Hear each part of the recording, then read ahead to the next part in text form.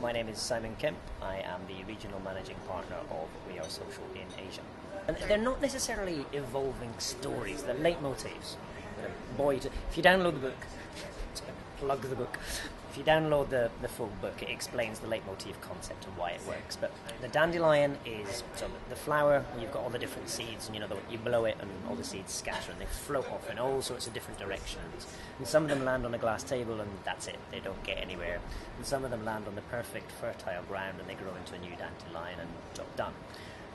The stuff that's here, sure, it was wasted, but because it was actually quite low cost, we didn't invest $10 million in creating this amazing 5-minute film and then trying to put it out on every single TV channel at prime time. We just kind of went, here's a great thing, lots and lots of disposable content. Let's try lots of different things and see what happens. That's a really interesting way of doing things because it means that we don't need to worry about getting it right first time.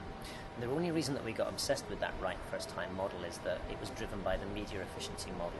So we had to buy all this media in advance. So you buy X million dollars worth of TV, and then you'd have to make sure that you use those slots that you bought as efficiently as possible. And then, of course, the way we measured it was recall of a particular message, so repeat, so that they can't forget it.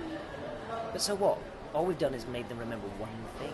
Whereas, if we'd had all these different random conversations about stuff, if you think about your best friend and tell me about a conversation you had exactly 6 months ago, it's very unlikely you'll remember. But the conversations that you had every day with your best friend evolve over time to be this relationship that you can't escape from. And it's the same in a marriage. If you think about what keeps a marriage together, it's not the big dates, and it's not anniversaries, and it's not birthdays. It's coming home after a rubbish day at work. You're slumped down on the couch, and it's how was your day? Oh, it's crap. Mine too. Shall we have a drink? Yeah, okay. And it's these little bits. So those are the dandelion seeds for me. Those are the little conversations that you will forget about over time. The specifics of it, but the feeling gets left there. So that's dandelions. You've then got tapas or dim sum. So it's a sort of slightly bigger version of the same thing. If you think about an awful lot of the way we approach advertising is that we're going to give you one dish. That's it. It's your launch, your 30-second TVC, matching luggage. We'll give you all these different things in different channels, but actually they're all exactly the same. Whereas if we take the dim sum approach or the tapas approach, you've got a certain kind of content and messaging and meaning and interaction here, and then a completely different one here, and another completely different one here, but you use them all together. So I know that we're going to have this conversation now, but I also know that we're going to have another conversation at the party, and I know that we're probably going to bump into each other, at the airport, wherever it may be. And you structure that over time because you know that you're going to have these different settings and you use them all together. So in the way that the dandelion was just lots of random stuff that didn't need to be connected, this one is a bit more about that.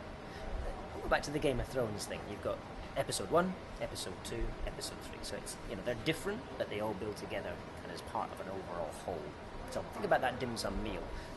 It is a meal, it's all one unit, but there's different flavours and things that go together.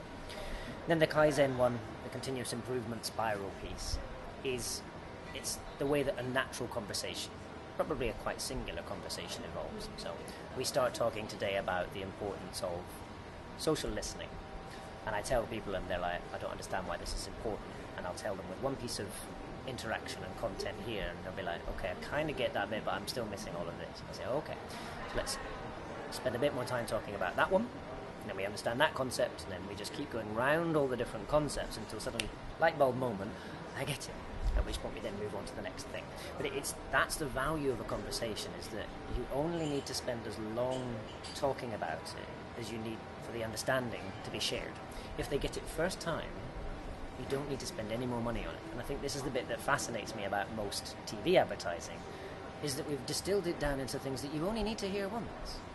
So why are we running it for 3 months and buying it 5 times every ad break in the same show on the same night on the same channel? It's crazy. Use that to tell a different bit of the story and to evolve it over time, and then use the listening piece to tell you where you've not delivered the understanding and make sure that you focus on those bits and not repeat the stuff that people have understood already.